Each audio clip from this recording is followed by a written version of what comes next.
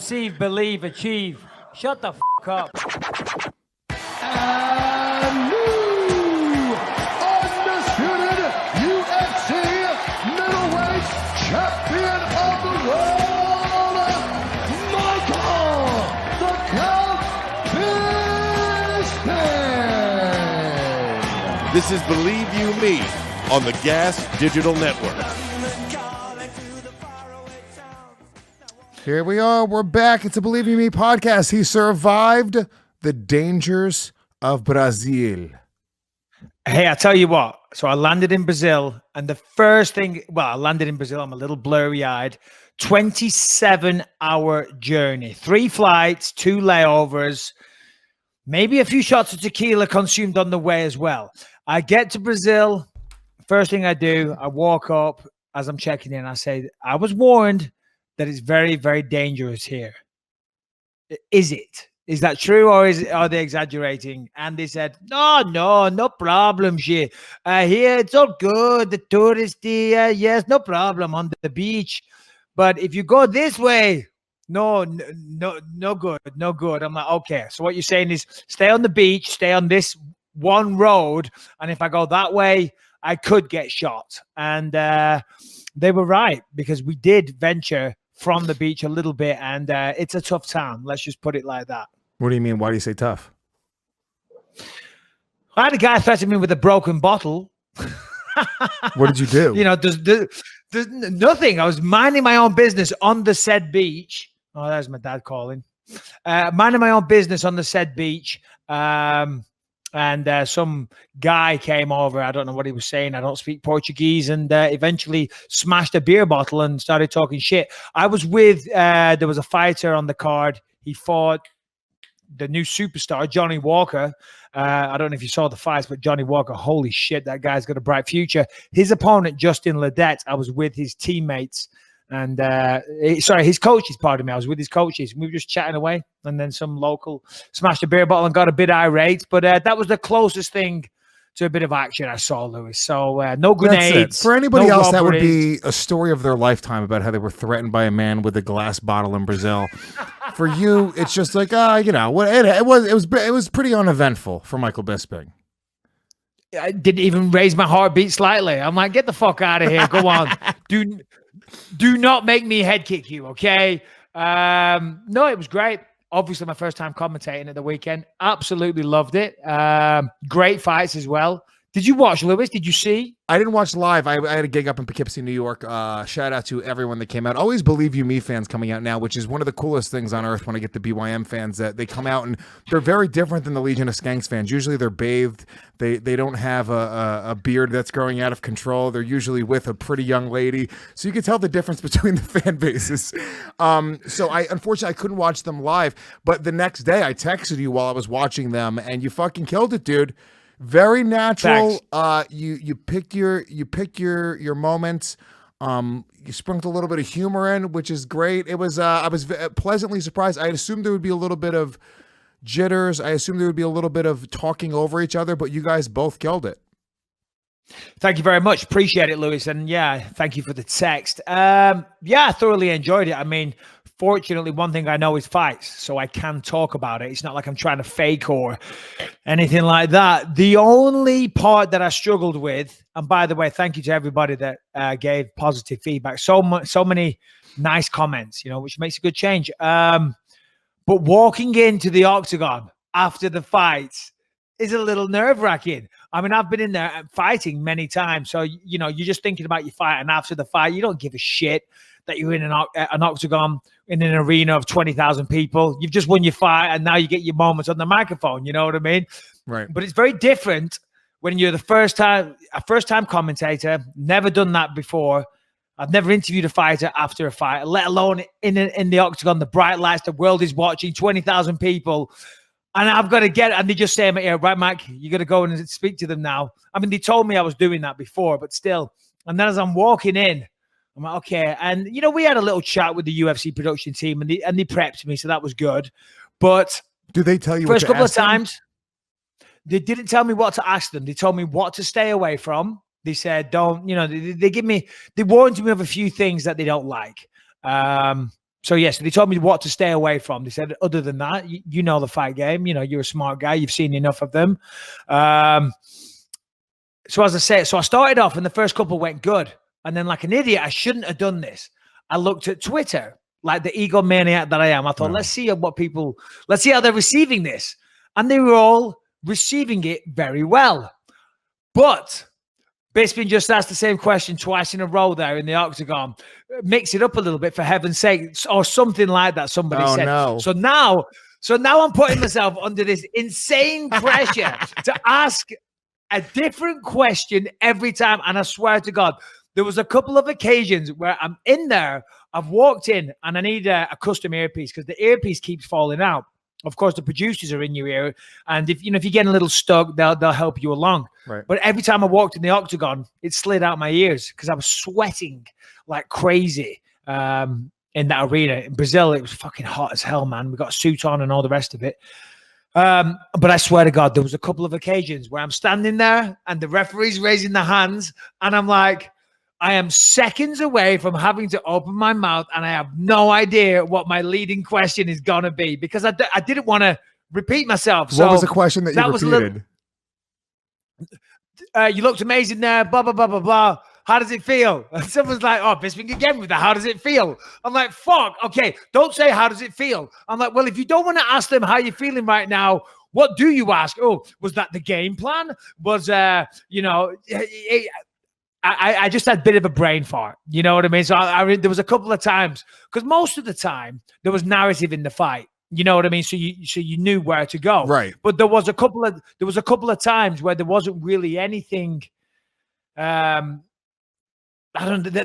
jumped off the page at me. You know what I mean? And then I was like, fuck, what do I say? What do I say? And you get that nervous tension. The only thing I can compare it to is like I do stand-up comedy. I've hosted a lot of comedy shows a lot.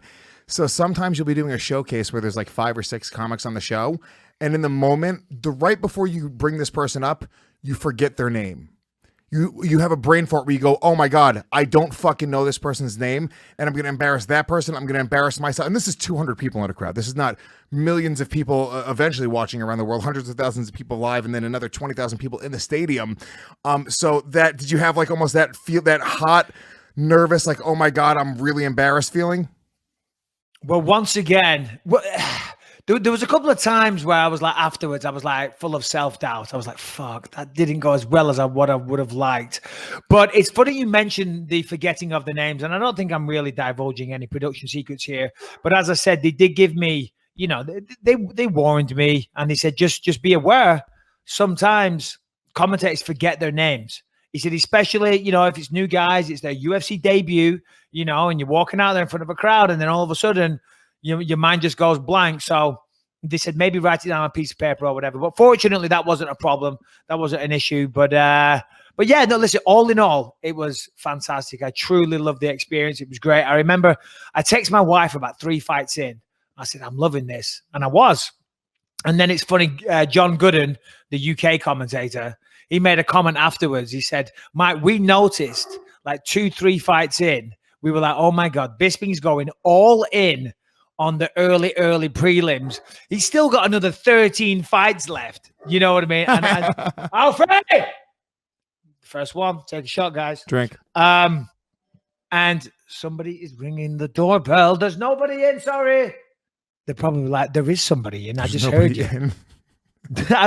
Go away, I'm doing a podcast. Can't talk right now. And don't ring the doorbell. Where was I? You were saying they were saying you were a few fights in. You still had the actual broadcast, the main card. Broadcast, so next time I will pace myself a little bit because I must admit 2/3 of the way through, whilst I was loving it, and it's true, it is the best seat in the house. I just hit a wall and my energy just slumped majorly. So, but yeah, first time. Absolutely fucking loved it. Shall we get into some of the fights? Yeah, sure. Let's get into the fights. I think it's pretty cool though. The whole experience is awesome. I'm happy to see you do that. You seem very natural. So congrats, dude. Another Bisping victory under the belt. Let's get into the fights. By the way, you didn't say anything to me about how fucking svelte I probably already look in even just a week of starting my Body Beast program. I'll be honest. You're looking good, Lewis. You're I looking am, right? good. I've been working on my acting skills, taking a lot of classes. Do you believe me? Wow, Lewis, you look incredible. I do look better already. I'm down already like 10 pounds in a week. I was just about to say, 10 pounds in a week. Okay, see earlier conversation. The first week, you clean up your diet, you have a major drop, but you will plateau. But what have you done to drop 10 pounds? Well, I started doing that Body Beast program. I'm 4 days into the program. I did a rest day yesterday. Stop. If you say Body Beast one more time, see what I'm holding here, Lewis? If you say it one more time. For the audio listeners, it's a black dildo. He's going to shove it into his asshole if I say Body Beast one more time. So for those, if you guys listen, subscribe to Gas Digital for the video on demand. You get to see Michael Bisping. Yeah. It's quite literally a body beast. Yeah, Put this beast in your body. I'm going to beast myself. Yeah, no, you were right about that, right? So it's any program. If you do Insanity, P90X, one of these stupid programs, any one of them, it's high intensity, it's high reps, it's an hour long, you're sweating your dick off. As you're eating clean, it's impossible to not get in good shape. It's about what is going to motivate you to kind of keep going. And I'm keyed into this right now. I'm really into getting back in shape right now. So everyone's calling me fat in the comments. I hear you fucking pieces of shit. But the difference between me and you is I'll be back in shape in a month. Don't you worry. Is this because, Lewis, that we formally announced yesterday that we got a big show coming up together in Toronto? The first of many. A lot of people said, oh, come here, come there, come here, come there. This is just the first one, testing the waters, all the rest of it. In Toronto. Tickets go on sale this Friday. March 10th. Be there or be square if you're in the Toronto area. In the 6 or the T-dot, as I do believe dickheads call it. Yeah. I love Canada. I love Toronto. Yeah, we're going to do, I don't know exactly how much we're going to divulge on this show, but it'll be sort of a live podcast, sort of a Q&A. I'm doing a little bit of stand-up as well. There'll be multiple parts to the show. It's going to be a really fun show. And, we don't fuck around. We're just going to go out and do what we do. So, if you guys are in Toronto, please come out to that for this Friday. What's the date Friday? Is that the 10th or the 9th? 7th? 10th. No. Today's the 4th. 8th. Today's the 5th numbers. Because, it's just whatever. Just pick random numbers. Today's my daughter's birthday, so I know today. 16 years old today. Happy birthday, Ellie. Happy birthday, Ellie, indeed. Buying 16-year-old presents is not easy. 16-year-old girls is not easy. But it is her birthday, and tickets are on sale Friday, so check that out. So, Lewis, what do you think you're going to weigh? Let's use that as a benchmark. Okay. March 10th, Toronto. Are you going to be comfortable taking your shirt off on stage and giving us a little flex? Is that what we're saying here? Not on March 10th. No. But Body Beast, bro. Body Beast. It's a month away. Shirt off a month away? No, I need 2 months for shirt off. Bert Kreischer runs around with his shirt off constantly, and you're in better shape than him. Yeah, but he's delightfully fat. Like, there's a difference. Like, I'm like a fucking melting candle, okay? I'm not supposed to be a big, jolly, fat guy. He's like Santa Claus. It's fun. He takes a shirt off. You're like, oh, look, smack his belly. Everyone take a shot. For me, everyone's like, that's disgusting. You have fucking breasts, and you have love handles, and you have stretch marks, and you need to put your fucking shirt on. Don't want to disrupt the flow of the show, but is everything okay at your end? Because at my end, there's a big delay, but if it's fine at your end, I don't care. But I don't care a delay, so I apologize if it's coming through a little bit weird on your end. No. It's just there's often one at my end. I just wanted to be sure. He's a big fluffy animal, as you said. But Lewis, come on, Body Beast, dude. Buddy, you're sitting here, you're giving it the big one. You're down 10 pounds in the first week, right? You're making changes. You're giving discipline. You'll be having in your Instagram blog, and if you're one of these, go fuck yourself. It'll be public figure, life coach, comedian, podcast, Body Beast. Hell yeah. Hashtag Body Beast. Why not? We got to get that guy on the show. I'd love to get him on the show. Get the Body Beast on the show. Our problem is I don't know that we're big enough to get Body Beast on the show. We might have to grow a little bit before we can get Soggy Kalev to spend his time. Is that his name? Soggy Biscuit. Soggy Biscuit. Listen, if Soggy Biscuit ever says no to me, I'm gonna crumble him. I'm gonna fucking break his neck. That was a terrible attempt at a biscuit joke. Yeah, whatever. Sagi Kalev. Yeah. That's his name. You know Where's he who- from? Oh, what- I've lost you. There we go. We Oh, got it. I there think we from go. Israel. We got to start getting some more guests on as well. If you guys have any ideas for guests, you guys can just tweet at the show, BYM Pod. You know who I want to get? Then I think we can get him. Somebody mentioned this to me, and I was like, we really should. I want to get Mike Tyson. Okay, so here's the thing. Here's me. BYM all day, buddy. BYM all day. I'm down in Brazil. What am I doing? I've booked about 20 people for the show, okay? Some of them we won't say their names, but from going forward, we should do one show a week where it's guests, and the second show where it's just us talking out of our backside. But yeah, I have a plethora of guests. I have Marlon Moreas lined up. I've got Tyron Woodley lined up. Nice. DC, Dan Hardy. The list goes on, Lewis. The list goes on. Gary V, motivational speaker. Who else? Oh, fucking Mike Tyson. Rappaport. Oh, you got Mike Mike Rappaport calling in? Yeah. We're doing a trade-off. So, and I see a lot of people on YouTube, by the way, they're all like, what the hell's going on? Chael Sonnen has 250,000 subscribers. Fighter and the Kid have way more subscribers than you. It's like, yeah, but they've been going for 6 years. Chael's been going for years. We've only been going a year, guys. Bear And with we us. only started the YouTube channel like 6 months ago, and it grew from 0 to 35,000 in just a few months. We're growing. The other thing, people are like, dude, their show should have more than 30,000. You're only seeing the YouTube numbers, you piece of shit. You don't know our iTunes numbers. You don't know what's going on the back end on the downloads. You have no idea what's going on, baby. But we're fine. You see that hair? Yeah. You think you got that hair from fucking having 30,000 downloads an episode? Get the fuck out of here. I mean, no, this finely styled wax that I use in my hair from some amazing sponsor of the show, bro. This My Protein shirt that I got for free. You don't get these, just unless you with 30,000 downloads. No way, bro. We're talking real numbers here, bro. Yeah, and to be honest with you, it doesn't matter because here's the difference. Ready? The people that listen to our show, each one of them are hardcore fans that love us and will take a bullet for us. And that's why we love you guys back. And we would also take a bullet for you guys, just so you know that we have a different relationship with our fan base than other podcasters have with their fans. You guys are worth more on an individual level than the fans of those other shows. So in reality, we're doing better than all of those shows. That's why we're doing live shows starting all over the world, because they're worth more to us, and we want to give back. We will be charging for the shows, but a lot of still, money. we want to give. Overpriced, It's some not would going to be say. cheap. Daylight robbery, I think, was a word thrown around the boardroom at Bisping Towers. They're like, "This is daylight robbery." I'm like, "These motherfuckers will pay." It's going to be cheap. Don't worry.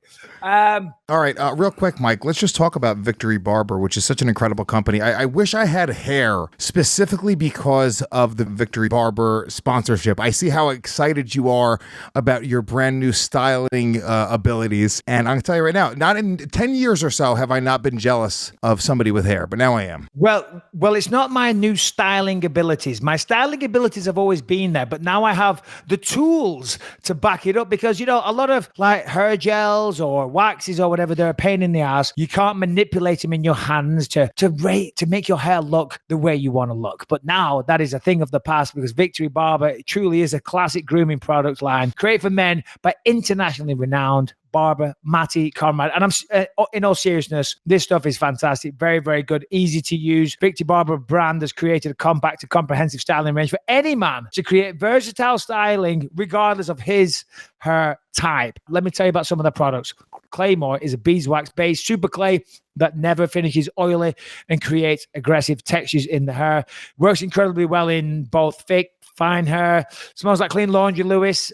Super Dry helps you create that effortlessly disheveled, dry looking hair that will make James Dean jealous. I mean, take a look at me. Come on, I would make James Dean jealous. Its remarkable oil-free formula creates weightless texture in your hair, making it perfect for grooming fine hair into place without making it look thinner. Its woodsy scent is both fresh, smelling, and intoxicating. All products made in the USA. All formulas are cruelty and paraben free. And of course, we have a fantastic bargain for you. Go to victorybarber.com, victorybarber, BARBER.com. Use the promo code BYM15 for 15% off. Listen, if you've got hair, you want to style it, you want to look good, and you want good products, victorybarber.com. You will love this. You will not be disappointed. And remember, BYM15 for 50% off. All right, let's get back to it. You know, flying back from Fortaleza, 3 flights, 27-hour flight.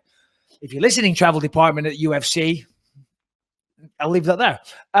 No, first flight, they didn't offer any upgraded flights. It was an economy flight, and I had the middle seat between 2 ladies. And the 2 ladies sat down, and they were either side of me. As I say, I was the middle seat. And the woman says, I guess English wasn't her first language. Well, she was Brazilian, so it wasn't. But she very rudely said, excuse me, you sit here. You sit here so we can sit together. She's Brazilian, not Russian. I don't know what that was. But she said, you sit by the window so we can sit together. I said, yeah, I've got no problem moving, but I don't have to climb over 2 women every time I need to take a pee. So I'll take the aisle and you 2 can sit together. And she says, no, you go by the window. I said, well, I don't want the window. I'm sorry, you know. So if that's the case, I'll stay in my seat. I said, I'm happy to move, but I'm not taking the window. No way. Agreed. You know, I'm big and it's economy and you know, and I've got bad legs and I need to stretch my legs out and stuff. I've got bad knees. And she's like, no. And she kicked up a bit of a fuss. I said, I'm sorry. So we stayed in our middle seats. And I'm sitting. So I stayed in the middle seat. So I'm in the middle seat. A little while later, the girl to my right, she falls asleep and she's leaning over onto my side. Yes, so I'm naturally, well, of course, good looking guy. I've been body beasting as well, bro. You know, fucking hell. What do you think's going on here? So I'm leaning over this way a little bit because she's leaning into me. And the woman next to me, she takes her headphones off. She goes, okay, lean over to your side. I'm like, whoa. I said, this is how big I am. I'm very broad shouldered. I've been working that delt program with the Body Beast, okay? My shoulders are just so massive. No, but in all seriousness, I'm like, listen, I'm sorry. It's just how big I am. The seats are very small on this plane. And she was pissed off. But I thought, this woman, she's fucking rude, right? But on a laptop, she was watching the assassination of Gianni Versace. And I've already seen it on Netflix. Oh, no. And in the final scene of the entire show, the guy blows his brains out in the bed. I couldn't resist. No. Because she was fucking rude. I said, excuse me. She's like, what? She takes the headphones out. I said, I just want to tell you, in the final scene, he blows his brains out in a hotel room. No, you didn't. And I swear to God, on my dog life. I'm like, no, because she was so rude and nasty. And I got to say, if that makes me an asshole, then so be it. But I took a lot of satisfaction out of that because she was fucking horrible. That's great. That's, yeah, that's actually, it's almost like the high road in a weird way. That's amazing. That's a great story. Yeah. I'm not going to argue with it, but just side note, he dies. So you know. Yeah. He kills himself in a hotel room as the police are coming in, FYI. And if you haven't seen it, I'm sorry. But in my defense, it is a true story. So if you Google it, you might find that out anyway. Yeah. There was a story just in the news like a week ago about a woman on, I believe it was a United Airlines flight, and she was fat shaming 2 customers. She was sat in between 2 customers, and they were, I guess, overweight, the customers. And she was complaining like, very loudly on the phone about how she's like in between these 2 people. And at one point, one of the flight attendants came over and went to go move her seat. And like other people on the plane started like giving her shit, being like, "Hey, you're an asshole. What are you doing? Why are you being like a dick to these people?" And then she's like, she goes, "You try to sit in between these cows," or something to that effect. And they ended up removing her from the flight. Oh, no way. They didn't let her fly. She got so bad. She was already being moved to another seat. And then it just got so bad. She just couldn't leave well enough alone. And she had to make another comment. But I mean, I got to understand, dude, if you've ever flown next to a really, really obese person, it's a lot. It is an issue. It is an issue. And no disrespect to anybody that doesn't partake in the Body Beast program and has let themselves go. That was me a week ago. No, but seriously, and I get it. You know, we come in all shapes and sizes, but on an airplane, certainly, and a small, low-budget airline, you know, and you're in the economy section. If you're in the middle and both people either side are extremely large, you know, and by a large, I mean, you know, obese. Yeah, it can be an issue. It can. You know, who was it recently? I saw something. Someone was talking about it. You know, these low budget airlines, you get there and you check in. And if your bag's over 25 pounds or whatever it is, they charge you extra. But what about the fact that the person I'm sitting next to is weighs 300 pounds more than me? Are you charging him more or her more? So it's just bullshit. But they do have to buy, if they're big enough, they have to buy 2 seats. I had a buddy of mine who was, you know, pretty big. Yeah, and every time he flew, he had to buy 2 seats every single time. But back in the day, I used to like it when you got on the plane and you had a row to yourself and nobody was on, and you could lift up the armrest and just lie down. You can still do that. But these days, no, because these days a lot of the armrests don't lift up. I guess if it's a newer plane, maybe. But I still do it because I call that Puerto Rican first class. Anytime I see a row, I just go and I lay down, and it's the best. It is. I hate traveling. I hate flying. I hate going through the whole process. I would rather, if I had to take I would take a train twice as long, if I could, instead of taking a flight. So if I had to go to like Washington, D.C., where it may be like an hour and a half flight or like a 2-hour flight, I would much rather take a 5-hour train ride than take a 2-hour flight. It's like my wife always says, Vegas, when we want to go to Vegas, she'd rather we drive, because the drive there is about 4 hours. We can fly from John Wayne Airport, but you know, that's half an hour. You're going to be there an hour before. Then the flight's an hour, say. Then you got to land. Then you got to get your bags. Then get to the hotel. All in all, it's about the same time as driving. We raced with Ralph. Remember when we left California? Ralph left LA at the same time that we left Orange County. On a plane? Yeah, on a plane. Yeah, and it was roughly the same time. Right, yeah, exactly. And it's way more comfortable. But I'd rather be in a car ride. We have a fun car ride. You stop and take a piss when you want to take a piss. You're not dealing with other people in your space. You could talk about what you want to talk about, listen to your music loud. Way rather. I'm way ahead of you. I'm with you. And I did that trip with you, so I know what it's like to travel with the Bispings. Classy. Nice car. Oh, I know you did it. And you started like the last 45 minutes of the journey, Lewis was, you know, a ball of stress. Well, I was fighting for a fucking world championship title that day. Maybe you don't know what that's like. you did start snapping at everybody. I'm like, fucking this motherfucker.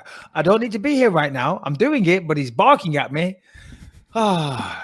Anywho, all right, what should we talk about? Should we break down these fights? Yeah, let's talk about the fights a little bit. Bullshit. All right, so where do you want to start? I mean, let's start with the main event. In fact, no, let's start with the guy. I was going to say stole the show, but that's a bit much because Jose Aldo was insane that night. And obviously, man, the support that Jose Aldo has in Brazil is just unbelievable. But Johnny Walker, this guy, Johnny Walker, was on the Contender Series, dominated his opponent. Then he fought Khalil Roundtree. If you're not familiar with Khalil Roundtree, he's a hell of a fighter in his own right. Very, very tough guy. Knocked out Gokhan Saki with a big punch. Gokhan Saki had a lot of hype around him at the time. And Johnny Walker just dismantled him, elbowed him in the face, wiped him out. But the thing that stands out about this guy is that he's so entertaining. Now, he's a little goofy, and he might not be for everyone's taste, but he is entertaining. Even stepping onto the scale on Friday in Fortaleza, he did it in a way that was very entertaining. I don't know what it is. He's just very, very watchable. And then on top of it all, he fucking backs it up, man. I mean, this guy, if he can wrestle and he has a ground game, because I don't know. I've only seen him on the feet. I think he's 6'6", super powerful, super athletic, does standing backflips, just a ball of energy and an aggressive fighter, just an absolute killer. He is an absolute killer. And if he has the ground game and the wrestling to back it up, to go with the striking, I'm telling you, bold prediction, he's going to be the light heavyweight champion. Oh, you think so? 6'6" is crazy. I didn't realize he was that tall. Very tall, very powerful, very muscular, very aggressive. I'm telling you, if he has the wrestling, and that's a big if he has the wrestling to go with the striking, champion within 18 months. Oh, look at that kick. Damn. God damn, man. Yeah, he's really tough. That was I guess it was a little bit of controversy. This one that Harrington showed me, with the almost the kick. Soccer kick to the body. which I didn't even realize that soccer kicks to the body were illegal. They are. I thought it was just soccer kicks to the head that were illegal. No, I'm pretty sure you can kick a guy in the body when he's down. Not with a soccer kick, which is so stupid. Like, that fucking matters. You can axe kick a guy to his fucking rib cage, but you can't soccer kick a guy. Is there any difference there at all? Well, yeah, for sure. Definitely. Do you think a soccer kick to the side of the body's a more devastating strike than a knee or like if somebody were to land a crazy, you see people do like an axe kick? A knee is one of the most powerful things you can throw. I'm trying to think of different ways. Kicking a body the way that you kick a football, a soccer ball, soccer, right? Kicking a human head the way that you would kick a football is not a good thing to have. Well, the body, though. Okay. Yeah, and I'm pretty sure that's legal. Maybe there's new rules, but I've soccer kicked a motherfucker when he's down in the body, in professional mixed martial arts. Okay, let's just clarify this. Not in my former career, also. Look it up, Harrington. I'm almost positive because we did look it up. Harrington showed me the kick, and I was like, "That's not illegal. It's to the body." Or he didn't even land it. But then we looked it up, and under the unified mixed martial arts rules, from what I read, the way I interpreted it, it seemed a soccer kick to the body. Is that any part of the body? A soccer kick to any part of the body of a down opponent is illegal. Harrington? Yeah, I have it here. The technique is banned under the unified rules of mixed martial arts. However, other rules set, including the one used by Pride Championships, used to permit them. Yeah, I know Pride used to be allowed. Yeah, Harrington, come on, don't get arsey on us. We know Pride used to let you jump in the air and stomp on their heads. Okay, you can't say Pride used to allow it. Pride would almost let you bring a knife in if it wasn't illegal. All right, well, maybe I stand corrected there. I could have sworn body kicks were allowed. Who did you illegally kick in the body now in a UFC fight? Because now this should be overturned. I'm out an asshole, but what's fair is fair, Mr. Bisping. I've seen multiple people kick people in the body. With a I've soccer done it in the kick. gym. Maybe not in the fight. I've done it in the gym, and it felt fucking good.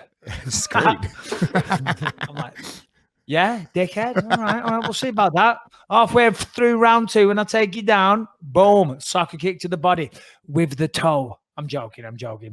Anyway, Johnny Walker, he looked incredible. Fortunately, the attempted soccer kick did not land. If it had been, I mean, we might have seen a disqualification. But that Johnny Walker, Jesus Christ. Gonna go a long way. Gonna go a very long way. Very long. What do you think the deal is with the name Johnny Walker? Do you think they just were massive whiskey fans? I wonder. Because it's, you know what I mean? It's not a Brazilian name. Yeah. And his age, I mean, Johnny Walker's one of the biggest brands in whiskey around. You know, they were definitely aware of it. But saying that, one of my best friends in the entire world, my DJ Jacko, we met through my DJ career back in the day. His name is Michael Jackson, his real name. And that used to cause him all kinds of difficulty everywhere we would go. And he used to get fed up with it in the end. I remember like checking into hotels and stuff. Oh, no. When we were kids, the police would pull us over. You know, late at night, we were driving home from DJing and the cops would pull us over. And you didn't have to carry ID in England. It's not a law. You still don't. And the cops pulled us over. What are you doing? Yeah, driving back with DJs. We've been DJing here. Okay, they could tell we hadn't been drinking. What's your names? Michael Bisping. What's your name? Michael Jackson. All right, dickhead. What's your real name? Michael Jackson. All right, listen, one more time. What's your real name? Otherwise, you're coming with me. He's like, listen, I'm telling you, Michael Jackson. Jackson is a very, very popular or common last name. Michael's one of the most common names in the fucking world. It stands to reason there's going to be more than one Michael Jackson. Yeah. But he was born in the 80s at the height of Michael Jackson fame. So again, I wonder, what was the deal? Gerald Jackson, if you're listening, and Johnny Walker is more than a name, and that's why the UFC light heavyweight keeps having to explain himself. Let's see. The 26-year-old. This is the 26-year-old Brazilian's parents had no intention on naming him after the famous whiskey. His dad, Walter, doesn't even drink, or he wasn't drinking when he named his son. So yeah, maybe a coincidence. It's a little weird though. Like you don't want to like name your kid something that is. It's a bizarre thing. It's almost a very like small-minded way of thinking. You're like, I'm going to name him after Michael Jackson, the biggest pop star ever. You would want to give your kid his own identity. I wouldn't want him to be associated with the identity of some other. I had a friend growing up, or not a friend, kind of an enemy growing up named Ryan Nolan. His dad was a big baseball fan. So, Nolan Ryan was a huge baseball player, I'm assuming, I guess, in the 80s. I don't know. Is that true? I think this is all true, right, Shannon? Yeah. Don't come to me on baseball. There's one thing I don't know about. It's baseball. Did you watch Super Bowl? I did. Well, when I was on one of my multiple layovers, I was sat at a restaurant in Sao Paulo. Out of all the restaurants in the world in Brazil, what do you think it was? I'll answer it 'cause you won't. Chili's. The most TGI Fridays. I was going to fucking say Fridays. God damn it. Damn it. I don't know what. I only ever been to a TGI Fridays once in America. But that was the only restaurant near the gate for my flight. So I went there, and they do a good burger at Sao Paulo Airport. They did a great burger. So if you're ever down there, check it out. The bacon cheeseburger. I was watching the Super Bowl, but then I had to get on the plane, which was a shame because I was really enjoying it.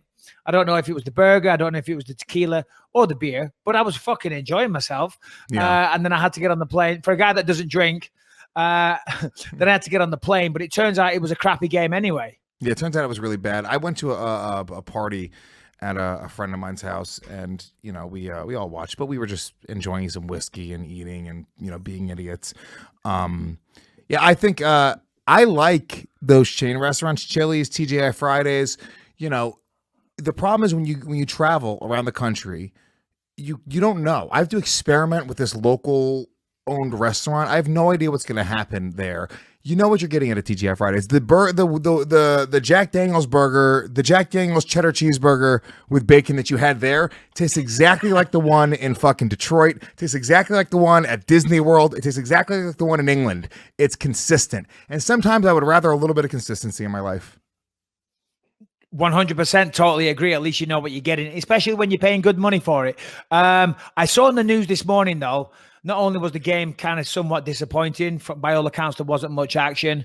But I did see some controversy because CBS or one of the big stations there was a request for a marijuana company to advertise with the Super Bowl. And it was not allowed, even though it's now totally legal. But alcohol is allowed to be advertised. And I was very curious because I know you're a big advocate of marijuana, Lewis. I was curious to get your take on this. You just reminded me that I have to. Did you see this? My vape pen? No, I did not see that, but I get it. Like, look, it's a different thing. Public perception needs to change. And I think when people look at weed, even in the best case scenario, I guess in the best case scenario, they look at it like it's medicine, right? But even when people are looking at it as, almost like the way that you look at it, which is the general public, people that don't smoke, it's sort of like, this fucking pothead over here. You roll your eyes. You know what I'm saying? And I think with alcohol, it's not exactly the same type of, you can be at a black tie event and be drinking a martini and it's fucking James Bond and it's sexy. Nobody's, pulling out a joint at that same exact party. The perception, that's just not. So I think it's sort of, I'm just a firm believer that CBS has a right to advertise whoever the fuck they want to advertise on their network. It's their network, right? That's what's fair. And also marijuana is not legal in 50 states. It's still criminal in a lot of places. So, it's a little different. But I'm happy that the perception's changing. I mean, my kid's going to grow up watching me smoking pot on camera on these podcasts. And it's something that I've thought about more and more as he's getting older. He's 6 years old now. He's going to, grow. And I'm going to have to explain that to him one day. But I think by the time he's old enough to realize what this is, the perception, I think it'll be much more casual, both on television, movies, media, whatever. Yeah, for sure. I mean, everything changes and evolves over time. The argument that this person was saying, and I totally agree with it, was that, generally, well, it's not federally legal, but it's legal in many states. Canada, it's legal there. But he said, you never see anyone going out there and causing trouble because they're too stoned. He said, but alcohol, creates a lot of problems. Anyway, as I say, I was kind of just interested to hear your side of things. Back to the fights. Got to give Damian Maia a big shout out. Damian Maia joined the 20 win in the UFC club with myself and George St. Pierre. So well done to him. Took on Lyman Good. and did exactly what Damian Maia does. Shot him for the single leg, took his back, and got the choke. And I spent maybe about 30 minutes or so talking to Damian afterwards at the hotel. If you've never met Damian Maia, one of the nicest, most genuine, intelligent people you could ever meet. Just an outstanding human being, really is. So congrats to him. Co-main event, Jose Aldo. Whew. The King of Rio was fighting in Fortaleza. I think his first ever fight was in Fortaleza, so this was a big deal for him. Of course, the narrative about Jose was that maybe he was slipping a beat. You know, he lost to Conor McGregor famously. Then the 2 losses to Max Holloway. Prior to that, a very dominant champion, and people, you know, maybe kind of thought, or you could be forgiven for thinking maybe his best days were behind him. But he came back against Jeremy Stephens, ate Jeremy Stephens' best shot, and then hit him with this beautiful body shot, put him out of there in style. And then against Renato Moicano, I mean, for those people that aren't too aware, I mean, he's fantastic. He's had some amazing performances. I mean, he looked incredible against Cub Swanson. Many fights. I mean, he gave Brian Ortega a really good fight. It was a very even fight. I think it was the 3rd round. He shot him for a takedown and got caught in a guillotine. And many people expected Moicano to give Jose at least a good run for his money. And I think it was round 2. Aldo, man, Jesus Christ. He proved he still got it. Proved he's still one of the very absolute monster, man. What did you think, Lewis? Great performance. And when you sort of look at it, it's very easy to say, yeah, dude, his best days are behind him. But then you look at it, it's Max and it's Conor. The 2 best of the best he's lost to. And once again, you know, you see these guys. I said this about Anderson Silva coming up with his fight this weekend against what's his name? Adesanya. You know, the style there, it's like any given day, he can fucking crack you and knock you out. So to count Jose Aldo of any fight, I don't care. He could fight Max Holloway again. I wouldn't bet on that fight because Jose Aldo is such a killer and he has such killer instincts where if he hits you and lands, he could finish you at any given moment. And yeah, that you know, it's an interesting position for him to be in, you know, because it really lost is to the 2 best. Yeah, no, absolutely. I mean, with Max Holloway, to be fair, you know, they did have a rematch, and the fight went down both times pretty similarly, you know. Same round, in the same minute of the same round, yeah. Oh, it was? Wow. Yeah, you know, it started off, Aldo was doing okay, and then just as the fight progressed, Holloway was just, you know, just inching away, and then eventually the lead was so much, Aldo couldn't keep up, and got finished in the same way. As you say, ground and pound on the floor, got dropped, followed it up. With Conor, of course, only 1 fight, you know, and now I think Aldo he has mentioned he would love to have another fight against Conor at lightweight. Again, you know, no shortage of opponents for Conor McGregor, but I'd like to see that one. I'd like to see that one. I'm really intrigued to see. Of course, it was 1 shot and it was beautiful for Conor. Incredible work. You can never take that away from him. And I won't have any of this lucky punch nonsense. You know, you throw a punch, you mean to throw it, it lands, it hits the target, you get the fucking win. There's no luck. It's not luck. It is what it is. But 13 seconds against Jose, we're good. But can you replicate that a second time round? You know, can you do that? I don't think you can. Especially considering that Conor is going, you know, he's coming off of a losing streak now, and he's lost a few fights in a row, and he's not, the confidence is a little different, whereas Jose Aldo, his confidence is probably at an all-time high. This is the best time in the world for Jose Aldo to fight Conor McGregor. I know I guess they had mentioned doing it at 155, or that was the narrative online that I saw. Which would make sense because I guess Conor doesn't want to come back to 145. I will scream it from the rooftops. I think that's the move for Conor. I know you think he'll never go back down. Why would he ever go back down? You know, all the data is there. He's undefeated at 145. He's got wins over all the best guys at 145. He could be the king. Either way, Conor McGregor, there's a lot of interesting matchups that are being talked about, none of which are Khabib, by the way. Conor's really not sure. Conor wanted to run it back with Nate Diaz. You lose to Nate Diaz, obviously. Run it back. Khabib, yeah, maybe we'll go and we'll get a cowboy fight. That seems a little more fun.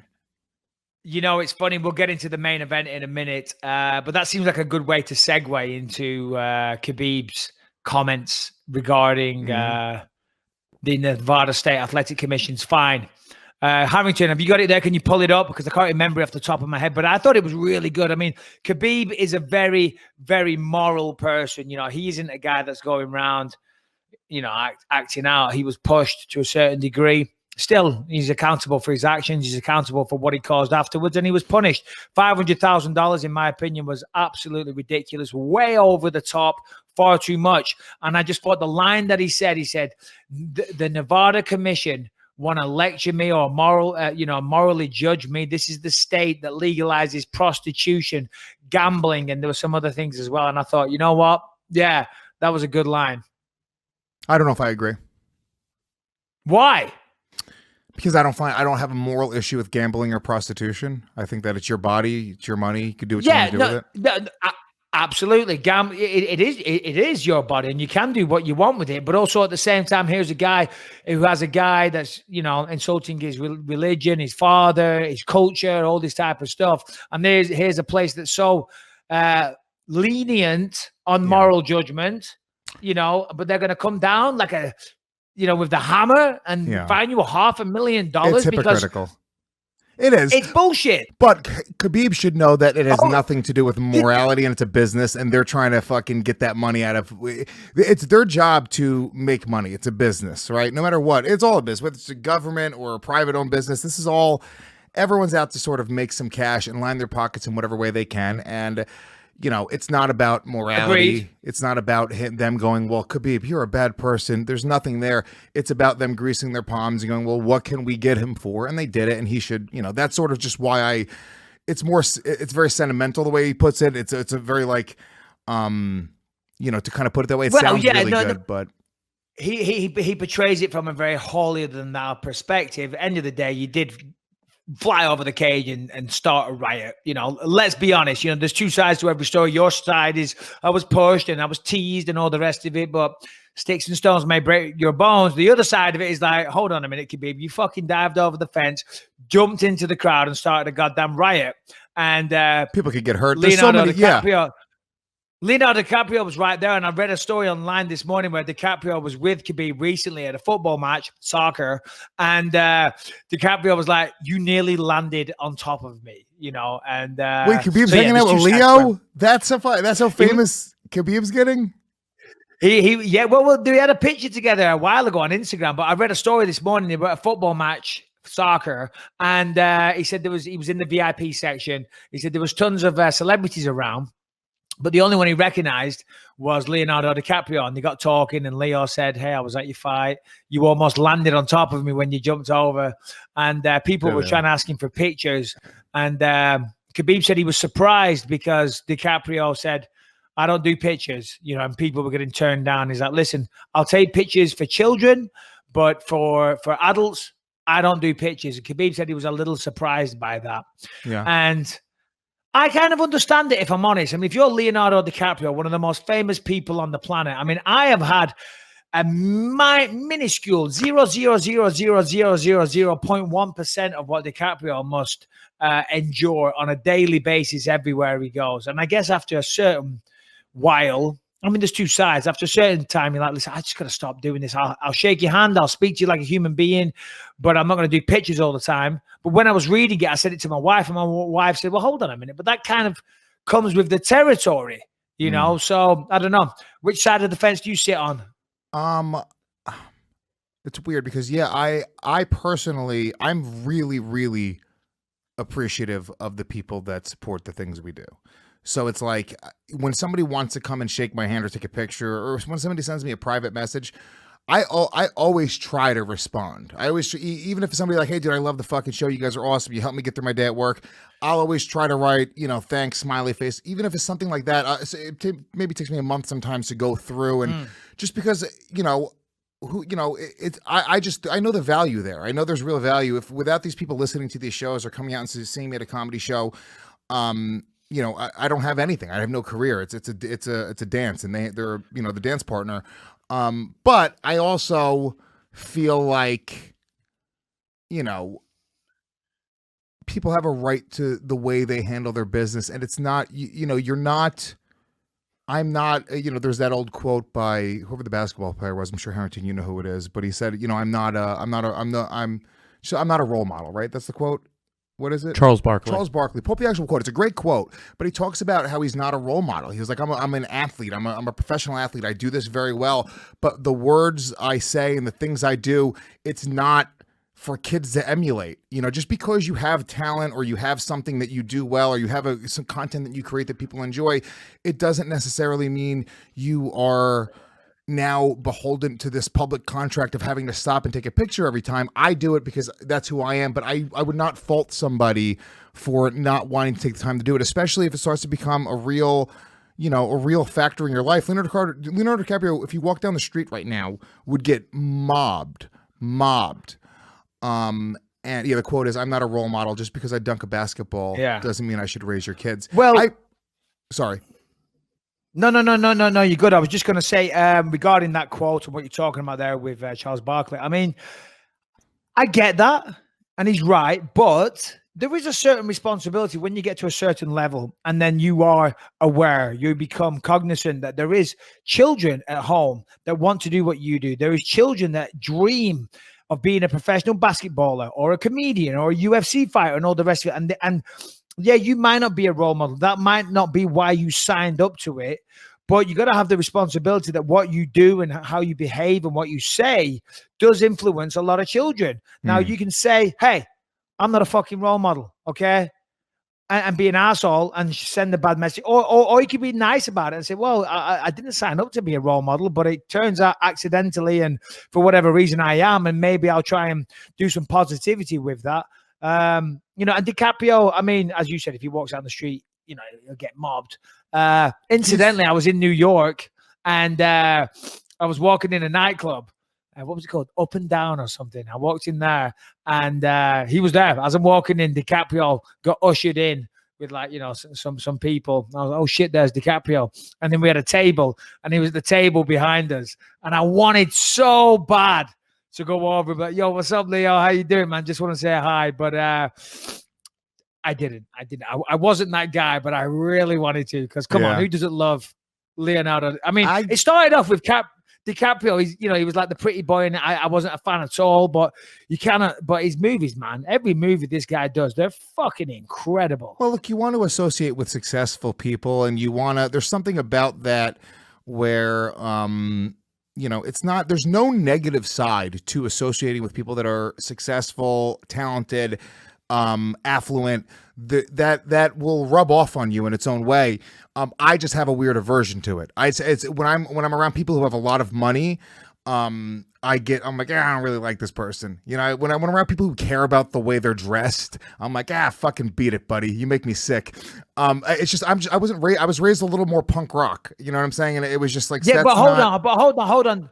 There's nothing wrong with having a bit of self-pride. There's nothing wrong with wanting to look good. There's nothing wrong with wanting to be clean and have an ironed shirt, perhaps, maybe a little gel in your hair, and maybe somebody's getting self-conscious right now. have a beard and clean up your neckline, and maybe if needs be, get your fucking nose fixed, or have an eye corrected. There's nothing wrong with these things, Lewis. And I don't know where you're going. That isn't like directed from anybody's perspective. They're just like generalities that somebody might go through. Somebody that we, if somebody was to do all those things and be fucking handsome, I might add, then I'd say that he's a solid guy, a real neat individual. I'm not talking about you, Michael Bisping. You are an everyman. In spite of your douchey instincts to wear nice shoes. In spite of my fucking douchiness. That's what you're trying to say. Listen, I'm still in a lot of pain with my knees and stuff. And last night, my surgeon, the wonderful Dr. Mora, he called me up last night. And prior to getting into the plan with my knees, he's like, he said, wow, amazing job on the commentary, Mike. But he felt the need to ridicule and critique my outfit, what I was wearing. He's like, what the hell, Mike? You got to look better. You need Italian, okay? We need tighter fitting shirts. We need tailored pants. I'm like, hold on. I was Italian from head to fucking toe for one. And they did. But, bearing in mind, this doctor looks like something from the days of our lives. He's a very handsome, well-dressed individual. But see, there's levels, Lewis. Whilst you think that I'm a douche and I put gel in my hair, I've now got my surgeon going, Mike, you need to make more of an effort with your appearance. Just because you're at the bottom of the food chain doesn't mean I'm at the top. No, I understand that. Well, here's the other thing is it's not even about like you should want to look good. When I look good and I dress nice and I'm wearing nice new clothes and they fit perfectly, I am a better person. I am acting better. When I'm in shape, I eat good one day. It's just there's this I will go out and I will create better things in my life and feel better about myself and the way that I interact with other people. That will spread positivity. That's all good. But if you are a man and you are actively saying the words, I care about my style, what do you want me to say? If that's a thing right. And you care about style, if you're a woman and I remember I dated a girl who went to FIT, which is the Fashion Institute of Technology. And I remember this is when I was like 17, 18 years old. I remember thinking, I was like, who the fuck would care about fashion so much that they would go to school to make it their life? What type of loser? What type of fucking loser? I find it very curious that you would say such a comment because you live in New York, which is a fashion capital of the world, alongside London. Shout out London and maybe Paris. But so I do find that a little curious, but there's nothing wrong with a bit of self-pride, as I say. Now, going back to what you said, a man that cares about his style and all the rest of it. Yeah, it can start to get a little douchey when they definitely care about it too much and they're a fashionista and that's all they talk about and stuff. Yeah, it becomes a little materialistic. You want to be understated. Women like a guy that looks good and has nice accessories and has his hair done, but they don't want you to talk about it. They just want it to be done. No, for sure, absolutely. And if you go around talking about it, you are a bit of a douche. I mean, I'm not into fashion per se. I enjoy some decent attire here and there, but generally, I throw on a pair of jeans and a t-shirt. If that makes me a fashionista, Lewis, for wearing a pair of skinny jeans and a t-shirt and a pair of trainers, sneakers, then the issue isn't with me, buddy. That is my day-to-day wear. Pair of jeans. Diesel jeans, that's my go-to brand. I wear a pair of diesel jeans. I wear a t-shirt and a pair of running shoes. Hey, man, you just seem pretty self-conscious. I never mentioned you. Like, you're really making this about you. No. For the sake of conversation, Lewis, it's a mother effing podcast. That's what I'm saying. Jeans, t-shirt, what's wrong with that? I ain't bouncing around in three-piece suits. Yeah. Look, the point of all of this is that with a ponytail. Leonardo Dicaprio, I met him one time at a gym. I did. And there's only two people that I've ever met that I got starstruck in front of. And starstruck isn't the word. It was just like, it was more or less like, God damn it, that person's very famous. You could feel it. You could feel how famous they were in the room. Is this one of the famous steam room at Equinox incidents? You're there. You're surfing or skiing on the jizz and you're like, oh my God, it's Leonardo DiCaprio's jizz. No. Leo doesn't go to Equinox. Are you crazy? Leo's above Equinox. Oh my God, I didn't even know you could go above Equinox. Where were you? What is this place? Where the gods of men train? This was, it was a place called Clay Fitness in Manhattan, and it's a little private gym, and I worked there for a little while on the membership side. Okay. All right. You saved yourself. I was going to say, so you're criticizing men that want to look better, even though you're doing the body beast and you're talking about it a lot. But what about guys that, I want to go to the Pontius gym where Leonardo DiCaprio might hang out, like Luis J. Gomez? Well, me, I'll go anywhere. As long as there's, some weights, some minimal equipment, I'm in. I don't care. Mats, holes in the roof. I like that too. My problem is it's not even about the actual gym. It's about getting into a nice locker room that fucking looks good, smells good, nice amenities. I travel a lot, so I need convenience of going to different gyms around the country. And in New York City, there's 30 Equinox locations. So if I want to get a steam in between sets, meetings, whatever it is, that's it. People give me shit. They're like, why would you spend that much money on a gym? Dougie, first of all, it's $245 a month. It's not that much money. It's a lot. It's a lot. Don't get me wrong, for a gym membership. But when you consider, New York Sports Club or Crunch is going to be $90, $100 a month as it is, you're getting a lot more value to have. A really, really clean facility. You have great customer service. If I have a friend come into town, do I want to bring them to a New York Sports Club like an asshole? You come into town, what do? I get you on the guest list for Equinox. You feel like a fucking rock star, and then I get to feel like the man for a minute. Well, you did eventually, but the first night I was there and I wanted to use it, I couldn't. And then finally, when it came through, my schedule was too busy. Then you never went. I'm a busy man, Lewis. I never went because I couldn't because I had the shit to do. And the guy still emails me to this day. I told him to. I like that. I like a good salesman. I told him I was like, really get him. Tell that guy if he ever emails me again. We'll be having serious conversations. Main event. Who was it, man? Who was it? Oh, Marlon Moreas. I asked Marlon Moreas at the bar afterwards. I'm like, hey, podcast. He said, yeah, let's do it. So maybe we'll have him. Today would have been a good time. Maybe I should have set that up. That would have been the perfect opportunity. We won't spend too much time on it, but he does deserve, for us to speak about it because he looked incredible. Marlon Moreas, if you're following the UFC and you follow his career, his last 3 fights, well, in fact, other than the fight against his UFC debut, Rafael Assunção, which was the fight on Saturday night, he lost that fight, very, very close. Then he went on a tear, won his next 3.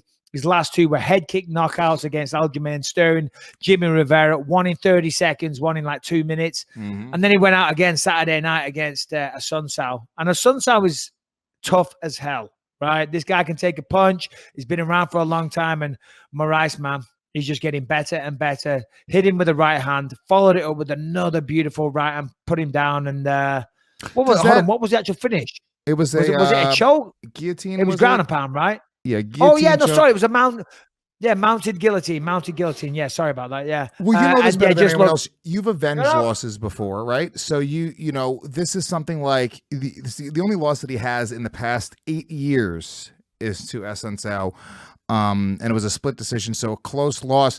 Does that, from the fighter's perspective, does that sort of erase that loss for him? Does he now get to go like, fuck, dude, I feel like almost like nobody can beat me because now for the past 8 years, the only guy that did beat me, which was a close fucking split decision, I just put him away in the first round.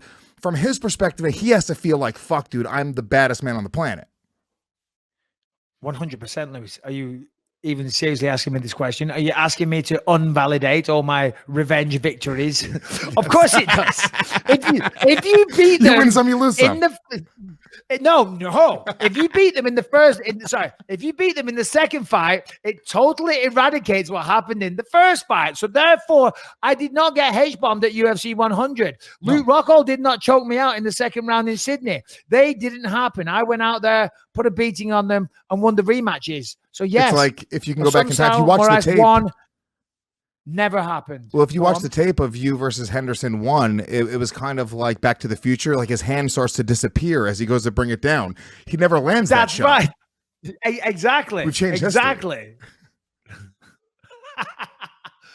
Oh my God. Exactly. So that was Brazil. That was Brazil, and that was me commentating. Loved it. Can't wait to do it again. Do you have another gig in the books? No, but I got good feedback from the top brass, and I won't divulge the information, but yeah, no, there should be another booking coming real soon, and some free suits as well, which is nice. So they aren't kitting me out with a bunch of free suits unless they plan on using me again. And sorry if I'm going to look good, Lewis. I do apologize. So hold on a minute. My fucking surgeon is saying I need better clothing, and even the UFC are like, Mike, great job Saturday night, but we're going to kit you out with some free suits. Pull up. I want to see what he was wearing. Enough. Pull up what he was wearing here, because apparently this is an issue. I had no idea. You know what it is, though? I actually didn't really see you much because I was watching the fights individually, so I was listening to you. So maybe I didn't even notice this shitty suit. I had on a nice suit, and I had on a nice new shirt that I went out and bought. And some nice... The way you said that... Who were you wearing? Oh, man, we're not on the red carpet, Lewis. Jesus Christ. Who are you wearing? It might have been a Malganido. How do you say it? Xenia. I think it was Xenia. Nurmagomedov? What? Ermagomedov Xenia. It's very expensive Italian wear, Lewis. You know, just Do we have a throwing it picture of out Mike there. from Saturday night? No. Yeah, Hansen's show me, sweating over there. because now I want to break it down as well, because there seems to be this theme. Yeah. Yeah. Well, you know, I'll take a All moment. right. While they're looking for that, let's just take a moment really quick and say, look, we love that you guys love the show. You can download the show on iTunes, Stitcher, Spotify, really anywhere you get a podcast. If you are using iTunes, if you're an Apple user, go take a moment, leave us a 5-star ranking, a positive review. We fucking love you guys for doing that as well. Subscribe to the YouTube channel as well, which is growing massively. The last 15 episodes of the show are available on our YouTube channel, so you could watch any of the episodes that we have recently. And if you guys love the show, every episode we've ever done is available on demand at gasdigitalnetwork.com. You can get the entire on-demand library ad-free and uncensored with a 24-hour pre-release. Use the promo code BYM at gasdigitalnetwork.com. You get a 14-day free trial. Get a little bit of a discount on that membership as well if you decide to sign up for the premium service. There we go. Here we go. Okay. It's not bad. Nice shirt. It's I not don't see bad. what's wrong with it. He said it was too loose. It is a little Does that loose. look too That was loose? actually going to be my criticism. I was going to say you're see in the arm and the elbow, it's just hanging down a little bit. You should be a little more form-fitting. It's a slim fit. It was off the rack. It wasn't custom, you know, but it's a slim fit. And You what don't can have I to say? tell people that it was off the rack. This is your problem. You're too honest. I'm a man of the people. I don't mind admitting I wear off the rack fucking shirt. Jesus Christ, I'm from Clitheroe, for crying out loud. It was off the rack at a very expensive store, but all right, okay. Duly noted, assholes. I can't wait to see you in a suit. Can't I wait look to see fucking you good in a suit. Didn't we show me in a suit recently? Yeah, we did. But you know, I'm gonna rip you to pieces when I see you. Can I tell you why regardless of how I good look better than you in a suit? I'm gonna touch the fabric. I'm gonna be like, oh no, darling, this fabric just will not do. Can I tell you why I look better than you in a suit? Because when people see you, they normally see you looking pretty nice. You're doing these big UFC events, whatever it is, press conferences. The image of you in a suit is already imprinted in their mind. There's Rebecca, come here. Carry on. For me, I don't really wear that. So when I wear a suit, people are like, holy shit, what the fuck's going on? It's a very extreme difference. Are you trying to get your wife to admit that I look better in her suit? She'll admit it. I mean, I don't want to make it weird. Listen. Hey, Rebecca. We're having a conversation here that basically they're criticizing what I was wearing Saturday night because UFC offered some suits. Dr. Mora said about my suits, and then they pulled up a picture, and Lou was like, yeah, it's all a little loose and not up to par. What do you say? And pick your words very carefully. I thought you looked wonderful. I thought you looked fabulous. Yeah. Who would look better in a suit, me or Lewis? You, baby. She better say that. See? Yeah. I don't know. Maybe next time just wear like a tighter shirt. I think that's the main problem. What people are saying, it was just a little baggy. What do you mean? What people? People? Well, Lewis and a few people have said that you need to dress more. I don't know. Look, Joe Rogan. Next time I'll be in a. Joe Rogan has a nice form-fitting shirt. Those fucking muscles pop out of that shirt, Bisping. You look like Next time I'll be in a fat chick. tuxedo. You look like a fat chick trying to wear a big, loose, baggy shirt to not let her, her rolls be seen. Oh, the problem with a baggy shirt like that is you show that you're not being that confident, and that's not sexy. Women want confidence. This is very true. I know what's going on. I don't think Michael is failing in the confidence department, though. Yeah. I know him a different way. I know him a different way than you know him, Rebecca. I see the real Michael Bisping. I'm a very, very insecure little boy.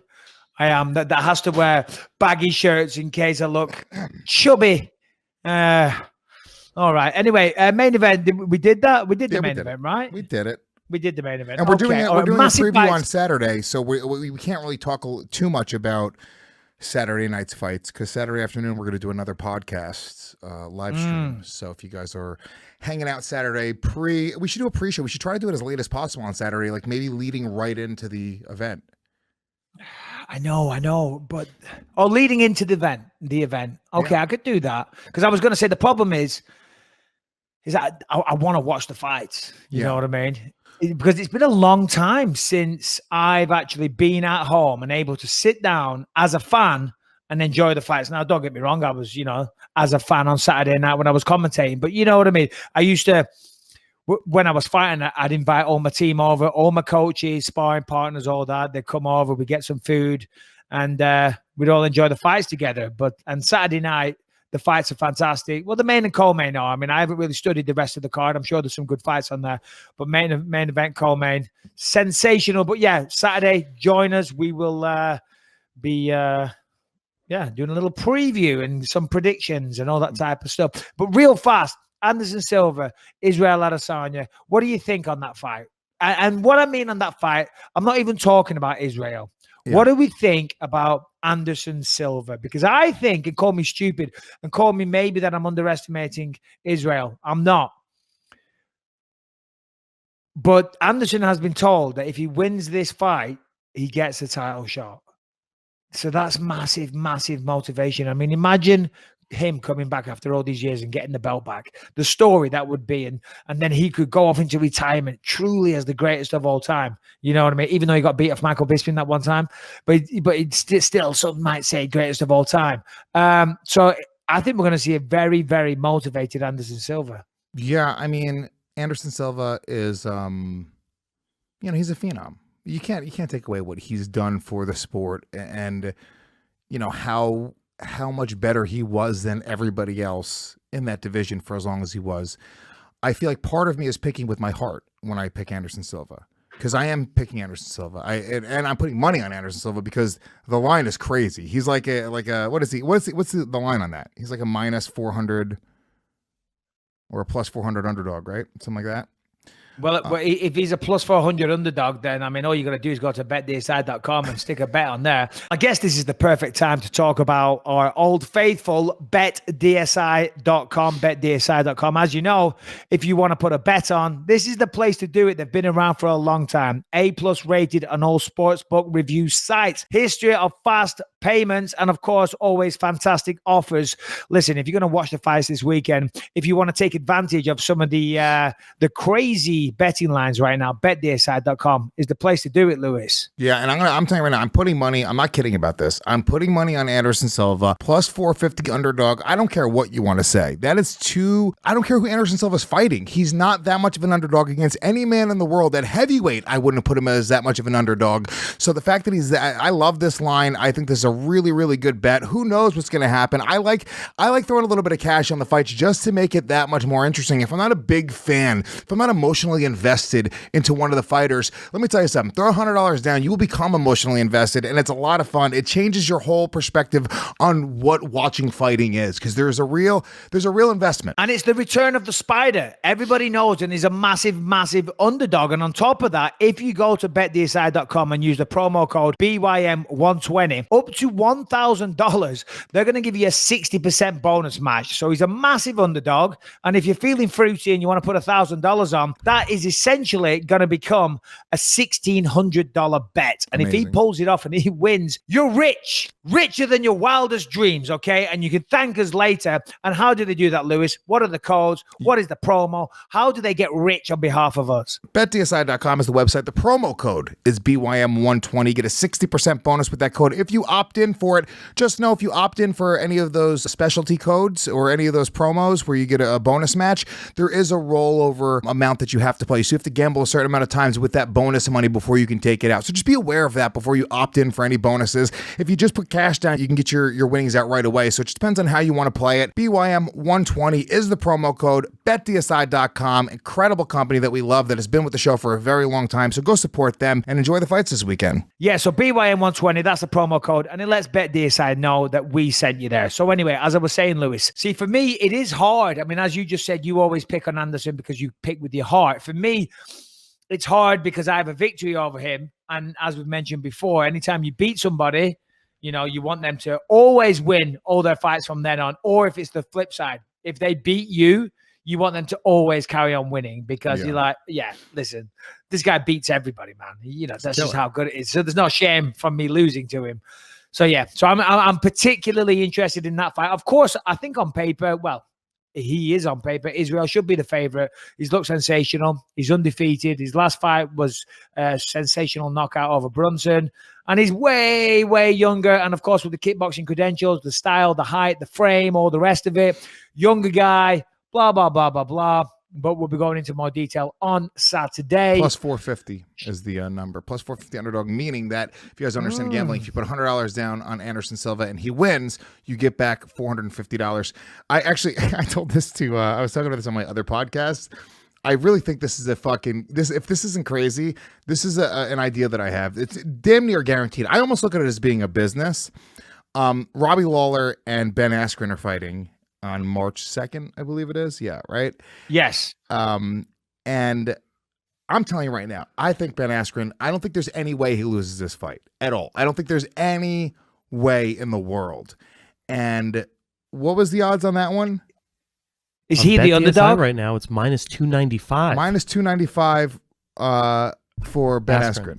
So basically, it's minus 300. Here's my thing. Here's my proposal, Michael Bisping. We take $100,000, put it on Ben Askren. We get back $33,000 profit. Okay, it's overnight. We get we just make $33,000. What? No. What? Say that again. Say that math again. Say it again. He's a minus. He's basically a minus 300. I don't understand how you go from putting $100 on and getting 33,000 back. 100,000. We need 100,000 to start. Doggy. Listen to me. Hear me out. Stop. That's a big gamble to take. I'm going to bet 100 grand to make. It's not a gamble. Ben Askren is going to wipe the floor with Robbie Lawler. I don't care what way you want to fucking slice it. He's going to beat him. No way he doesn't beat him. It's guaranteed $33,000 just sitting there on the table for us right now, Mr. Bisping. I agree for the most part. But other than when I'm on BetDSI, I don't really bet on fights. And the reason being is because in mixed martial arts, I'm telling you, doggy, you want to blow 100 grand. What happens? Robbie Lawler comes out there and he's like, I'm sick of everyone talking shit. I'm sick of everybody thinking Askren's going to walk over me. Super motivated. And he lands that right hand and puts Askren to sleep. And then guess what? You're 100K down the toilet, my friend. Not my 100K. We're going to get 10 different people to put $10,000. We're not putting our money in. This is it's going to be smart business people here, okay? We'll be the people who take the bet. And then we'll reap the benefits. We'll take a commission off of it. There's got to be a business in this somewhere because it's a guaranteed win. There is a business. It's called a sports book. It's yes. called you'll be the muscle. So if they don't pay, you go and fuck them up. So we're going into the gaming business. I'm already doing that as well. Playline.com. We have a competition on it this weekend. Bro, how many fucking gaming companies do you want me to run? We're just going to become bookies. That's it. Listen, I agree with you there. And by the way, we didn't even talk about the press conference that went down last week in Vegas. Some fantastic moments between Askren, Tyron Woodley, Kamaru Usman. It was very, very entertaining. You're right. I do agree with you. For the most part, you've got to favor Ben Askren massively in that fight. But still, that is not a bet that I would take. You could buy a little beach house in the Dominican Republic. Overnight. I was gonna say not in Orange County you couldn't, but then you said Dominican Republic. I'm like, okay, pretty much. I'm pretty sure I could sell my mobile phone and buy a beach house in the Dominican Republic. Here we go. He's angered the Dominicans. Watch out! Watch out! First the fucking Cubans, then the Brazilians. Now, listen, if you're from a Caribbean island, you're probably not going to like me, but that sounded racist. I've got nothing. I've never been to the Caribbean. What's my problem with the Caribbean? Yeah. I'm just too busy. I do want to go to Jamaica. Come on, so I can have a beer can. Why don't you come with me and Kim to Jamaica? We're gonna do our villa. We're gonna rent a villa. You and Rebecca could come. Smoke a little ganja on the beach. Drink some Red Stripes. Come on, baby boy. But smoking the herb. I'm a busy man. I've got 3 kids. You know where I am going? Where? I'm going down to Rio to the rainforest, staying in a B&B there. I got talking to a very nice guy. He's invited me down there. Lucas is obsessed with nature. He really is. And he's part of the unspoiled Amazon jungle down there. He has a B&B. But it's not really a B&B. He calls it that. It's just like an accommodation in the middle of this untouched rainforest where he owns several hundred acres left in his family. So we're going to go down there. But yeah, listen, between that and everything else I'm doing, if I can squeeze a little trip down to Jamaica, man, I'm right about now going to be there, man. I love it. I've never been. Questions, by the way? Everybody tells me Jamaica's beautiful. It's the best. I'm going again soon. Yeah. I usually do a resort. We're going to rent a villa. And it sounds like some uppity rich shit. I'm not rich at all in any sense of the word. It's cheaper. If you do a resort, it's going to be like $1,500 a person, basically all inclusive for 5-6 days, right? If you do a comparable amount of money, $3,000-$4,000, you can get an entire beach house for like a week to yourself that comes with a cook and a driver and security. And it's just a different. Jamaica's like they're famous for their private villas. So that's what we're doing next time we go. Is we're gonna have our own little private fucking beach house. Which is I just gotta get a couple of friends to go with us. I tried doing that in Phuket, Thailand, 2016. I found this house on Airbnb. Beautiful house, looked sensational, amazing pool. One side of the house was a waterfall. That's how like cool and futuristic it was. Right, it was all made out of glass. 5 bedrooms, games rooms, swimming pool. It was incredible. We get there. The woman, the house manager, picks us up from the airport, takes us there, and we're like, oh wow, this is going really good. This is great. We get to the house, no air conditioning, and it's made out of glass, right? And I'm fuming because it's like a fucking greenhouse inside. Yeah. But 2 of the bedrooms had AC inside them, so straight away. I get on the phone and I'm calling the owner. I'm like, dude, what the hell? I said, there's no air conditioning in this house. I don't know if you know it, but glass, concentrates the heat. And Thailand's very, very hot, especially if you're English. Okay. And he's like, oh, no, it's okay. If you want to cool down, just jump in the pool. I'm like, well, what the fuck are you talking about? Also, you're telling me on a Saturday? Because, I swear to God, we tried to put a positive spin on it. We were like, okay, just get over it. But we were trying to get ready, and we just could not stop sweating. You get into the shower, hot water, you come out, sweat's pouring down. My wife couldn't do her makeup. It was a goddamn nightmare. So we checked out. We bit the bullet. And the problem with that is in that moment, you're already annoyed, but when you're sweating and it adds to the level of annoyance like tenfold. You're sweating on your things. You put your fucking cell phone to your ear and there's sweat covering your cell phone and your fingers are sliding on the buttons now. And it just starts to set off this chain reaction where everything's going to start going wrong. Yes. And as I say, I was trying to put a positive spin on everything because, it's the kids' holidays, my wife's holiday. And I'm like, okay, yeah, it's not that bad. Come on. And then I got out of bed one day and I said, all right, I'm going to cook us all a nice breakfast. And I went down to bearing in mind the part of Phuket we were in was terrible as well. I went down to the convenience store, the 7-Eleven, and I wanted to buy all the ingredients and come back and cook a real nice breakfast for my family. Eggs, bacon, sausage, get some yogurt, some berries, some OJ and, do the whole thing. I went there. They had nothing. I came back with a couple of fucking chocolate bars, some processed ham and some eggs, right? And I came back and I said, right, that's it. We're fucking done. Pack your bags. And we went down and stayed in a 5-star resort and had an amazing time. So while I do agree with you, Lewis, there is always the risk that it has no air conditioning. Yeah. Well, you know what? All I gotta do is read those reviews. I told the guy, I said, it doesn't say that it has no, he says it wasn't advertised that it has air conditioning. I said, well, it wasn't fucking advertised that it had no air conditioning. Okay. So we compromised. He said, I'll give you the second week back, which actually was pretty fair with the guy. I said, all right, fair dues. Took my second week's cash and off I popped. That's it. And that was that. That was that. Video question number 1. Let's go. Listen, if you guys want to join the conversation, shoot us an email, BYMpod rather, at gmail.com, BYMpod@gmail.com. Shoot us your video questions or regular questions, audio questions, any questions. Really, we're going to accept and try to answer on the show. We should do an episode where we just fucking answer all the fucking questions that we have piling up because there's a lot of people that aren't getting on. Yeah, and what we'll do is we'll do a live, not a live show because right now we're live. We'll do a live time not live time. What do you call that? A recorded show. A recorded show. So maybe we can edit it out where we just randomly call people that I have in my phone and your phone and see if they pick up. Do another show where we just take random calls. People can call into the show. And I like it. We have a hotline here. They can call when it's live. Yeah, we'll put a number out and you call in and we talk to us and you get a little bit of time. If it's a terrible question, we'll hang up. But if it's good, we carry on. That's what we'll do And Saturday hopefully- night. Saturday night for the fucking show. Boom. Saturday night preview. What time do the fights start on Saturday night, Harrington? Do you know? Look it up. Is it 9 Eastern? 10 Eastern? Probably 10 because it's the actual pay-per-view, right?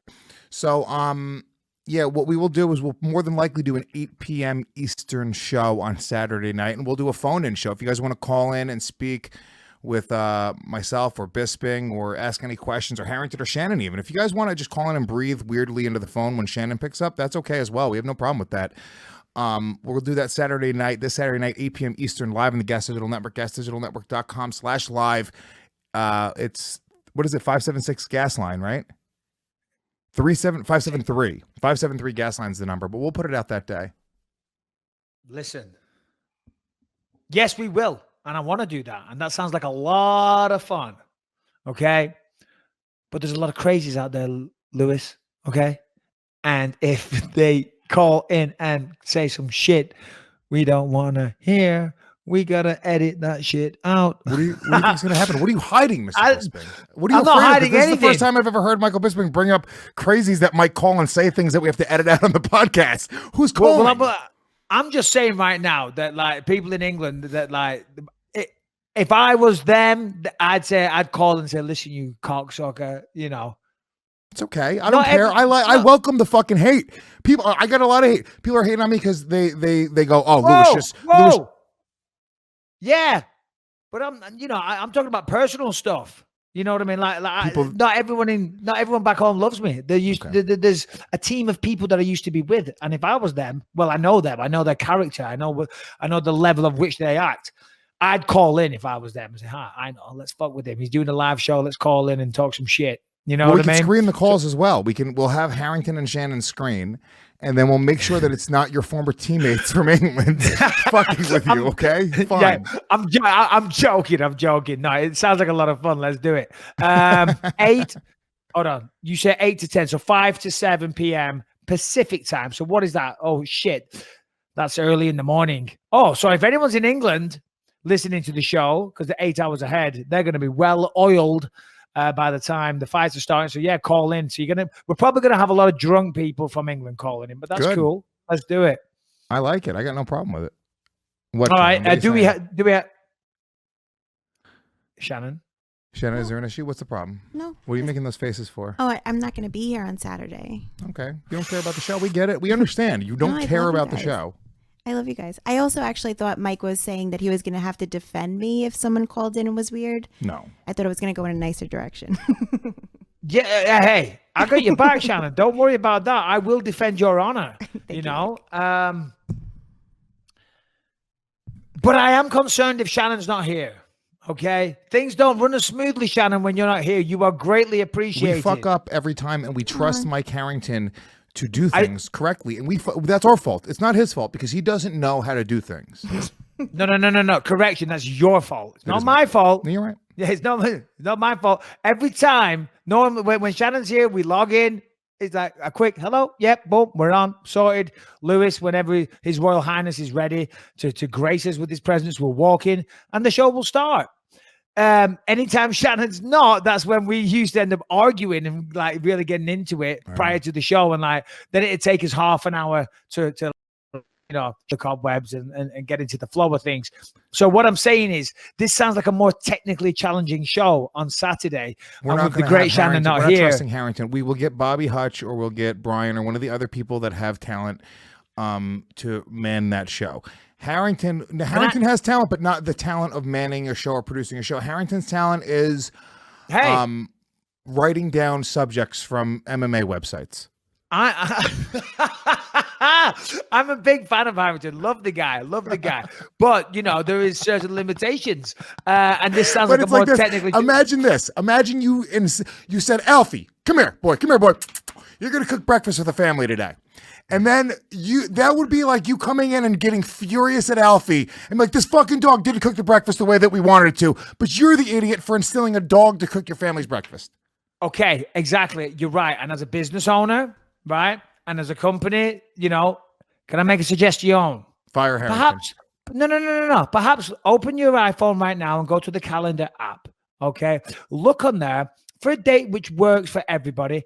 And perhaps Shannon, whilst being paid handsomely, can show Harrington the ropes and give him a little tuition, a little training course, a little, okay, Harrington, let me show you where you were going wrong. Oh, it's very simple. All you had to do was click this button instead of that button, slide this knob instead of sliding your own knob.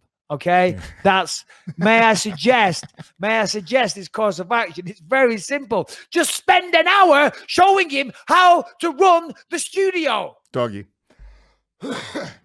If we could spend an hour showing Harrington how to run the studio, I mean, the hours that Harrington, you know what it is?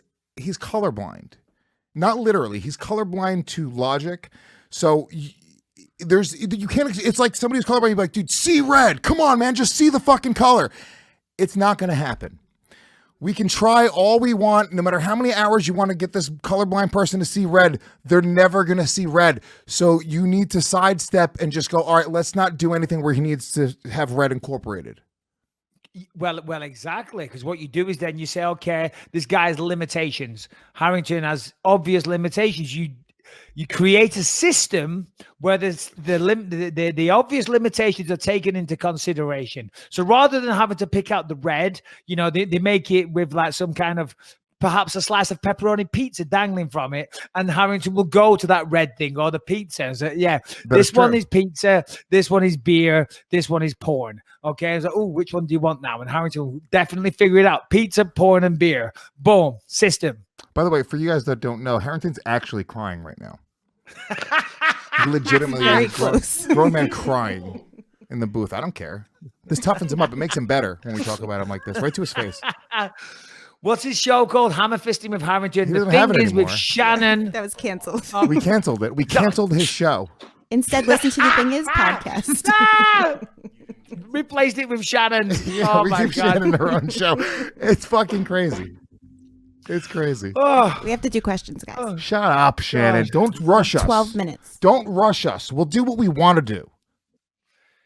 just say the thing is a few more times, and she's Yay, like, yeah, ding. whatever. Yeah, it's a thing. Hey, I'm going to be a guest on the show, Shannon. I Yes, can't you wait to are. do it. Oh, shit. All right, question 1. Let's go. This is from Tabor. In the Hey. Give Harrington a tissue, okay? Suck it up, Harrington. Suck it up. All right, Mike. This is from Tabor in the Pacific Northwest. All right, Tabor, let's do it. Mike, Lewis, it's Tabor here. Second time sending in a question. First time you guys didn't answer it because Harrington sucks at his job. I agree. Anyways, I'm going to ask you guys about the 235 press conference. Ben Askren totally stole the show. I thought he was absolutely hilarious. Every time he called Kamaru Usman Marty, I started cracking up laughing. And that video of Kamaru getting in Ben's face before the press conference also was awesome. Just wondering what your guys' thoughts were on that. Well, first off, thank you for the video. We appreciate it. Tabor from the Pacific Northwest. Not entirely sure where that is. Pacific Northwest, what? Maybe like somewhere up near Alaska, Oregon, perhaps somewhere like that. I don't know. Pacific Northwest. What is that considered? Well, Pacific side, the north side of the north of America by the Pacific Ocean, the Pacific Northwest, the states up there, Seattle, perhaps. This is the Englishman, Oregon, places such as near Vancouver, one would assume. Let's see. Definitions of the Pacific Northwest region vary, and even Pacific Northwesterners do not agree on the exact boundary. The most common conception includes the United States of Idaho, Oregon, Washington, and the Canadian province of British Columbia. So this motherfucker, you know what it is? I know what it is. This cocksucker's Canadian, and he didn't want to admit it. He was trying to fucking angle in to be an American. I know what's going on here right now. He said Pacific Northwest because that's a way that Canadians get to umbrella themselves in with the Americans. Guaranteed. I guarantee. His name's Tabor. Listen, focus on the fact that I knew where the Pacific Northwest was, okay? Never mind the fact that he's a Canadian hiding in shame. filthy I'm Canuck. English and I knew... Canuck. Anyway, Tabor, we did say we were going to mention the press conference, and you're right. Ben Askren, I mean, came across as eloquent, funny, smart, confident, sold the fight well. I mean, he was sensational. He stole the show. He really was. He even kind of challenged Dana a little bit, not in a disrespectful way, but he put a couple of questions to Dana. I liked it. I thought he was incredible. I never saw the altercation backstage with Usman, though. Did you see that, Lewis? Can you tell me about it? If you pull it up, I would love to see that, Harrington. Maybe pull up the altercation between Usman and Ben Askren. I didn't see any of it, which now I'm upset about it. I didn't see any of it. And you know me, I've been a big Ben Askren fan for a long time. He's the cornerstone of my business plan to buy a property in the Dominican Republic. First, we need to collect that $100K. Go ahead. Do we want Kamaru Usman on the show on Monday? Yes. Because I can get him. I told you, I've been making moves, man. You know, Let's do it. I'm a wheeler dealer. I've got it going on with the contacts now. I'm backstage. I've got my fucking commentating credential. You know, I can make these things happen, Lewis. And I've been speaking to somebody. So all right, Monday. I'm speaking out of terms because I don't know. He might be busy. He might be training. But if not Monday, another day. But we can get him because it's been spoken about. And whilst I killed some time, did we have the video? Yeah, we do. Pull this up. This is backstage. See what I did press there? Conference. Very good. Marty, do you know me? Yes. How you know Stop? I know. We used to hang out. We used to hang out at the training stuff. Be quiet. Okay. You don't know me. I offered to fight you. I mean, there's not much more you said there. Hey, be quiet. Why are you guys here? I offered. No, I'm not talking about it. Wait, I'm not talking to you. Why are you guys here right now? You guys got to hear about these things later. You can't be front and center. I like it. Are we sitting next to each other, though? I like it. The only thing I will say is that my wife owns those same sunglasses. That's all I'm saying. She actually had the Louis Vuitton. Yeah, the Louis Vuitton, and she had them years ago, unless I'm mistaken. But they are cool, you know. Getting under his skin. That's good. There's a moment you kind of watch. I'm learning to be a little bit more like this in life. The guy who's calm and cool and collected is the guy who's winning. The guy who's getting pissed off is the guy who's losing. Every time you watch it happen, you watch it back and you go like, you know, I had that big blowout with another comedian in LA, and I was right to be pissed. Well, the shit he was saying about my son and the shit he was saying about he crossed some lines, but it doesn't matter. The perception is that I'm losing this because I'm the person losing my fucking mind. Absolutely. Well, this is what I have. I'm not sure if the phone will pick this, the camera will pick this. Get my words out. I'm not sure if the camera will pick this up, but this is the text that I have on my screen. Because, you know, I'm working on myself. I'm a work in progress. Self-control is strength. Calmness is mastery. You have to get to a point where your mood doesn't shift based on the insignificant actions of somebody else. Don't allow others to control the interactions in your life. Don't allow your emotions to overpower your intelligence. And that's basically what you're saying. And Ben Askren actually played it super cool there. He didn't even unlean. I know that's not a word, but he was leaning on the wall. He didn't even unlean and stand up straight. He just, you know, I mean, Usman, of course, you know, I do like Kamaru, and I thought he came across well on the press conference as well. He had some good moments. But yeah, Ben Askren, he's doing well. He's doing very, very well. He's doing a really good job at parlaying the, you know, whatever is going on. I don't think it's super deliberate. I think it happens to be a natural talent. He knows how to handle himself in the media, and he knows how to handle himself on social media. And he's a very, very tough fighter, undefeated fighter, you know, incredible fighter. So everything seems to be in place. He's my pick for the breakout future champion star, you know, of the UFC. If I had to pick one dude who's like going to stand out, like who's going to be the guy that's like a dominant champion, future star, Ben Askren's sort of the dude that's been bubbling up for a while. Beautiful. Do we have one more video question? Because I know you guys are short on time. Go ahead. Who's this from? Max Holdsworth. Max Holdsworth. Maxie. Whoa. Hey guys, Max Holdsworth from Watford here. Day one listener. I think I was the 40th review or something on iTunes. My question is this. My dad used to have a business filming small hall British boxing shows around the country. And I had the opportunity to go with him for many of them to help with his work and the camera, etc. And saw some crazy stuff kick off in terms of fights and riots. So my question is, Mike, what's the maddest shit you've ever seen at a show kick off that you've been at? And yeah, thanks. Keep up the good work. Max, First thing, solid advice here. Next time you send in a video question, remove the cigarette from behind your ear. Okay? That's all I'm saying. That's all I'm saying. And That's is not, cool, man. I believe you, me advice. That's real advice. That's okay, cool Max? for school. Remove the cigarette from the ear. That's all you got to do, buddy. But it's also weird seeing in we're 2019, seeing anybody even smoke.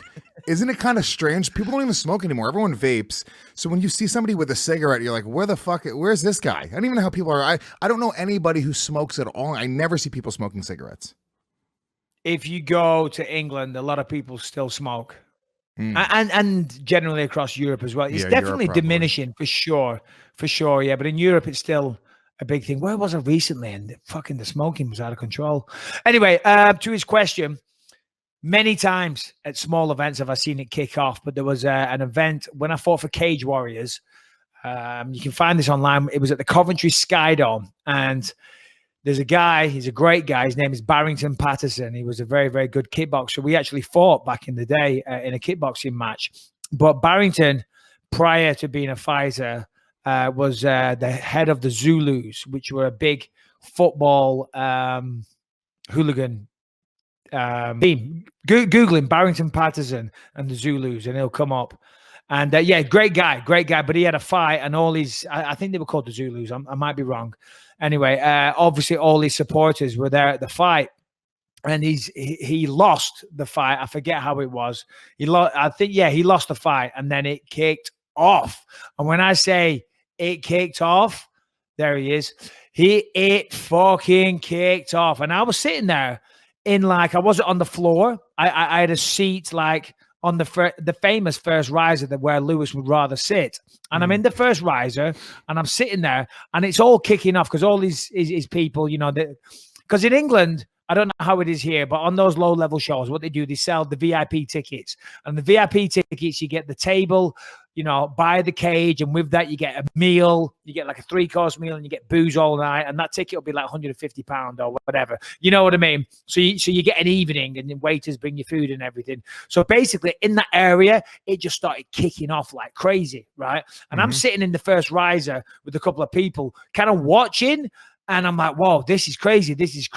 But then we were like, hold on. It just started erupting into the whole fucking arena. Like the chairs were flying into the fucking stands where we're like, whoa, hold on a minute. Fuck me. And we were up and we were running because it was crazy. And if you Google it, Cage Warriors riot at the Coventry Skydome, you'll be able to read all about it.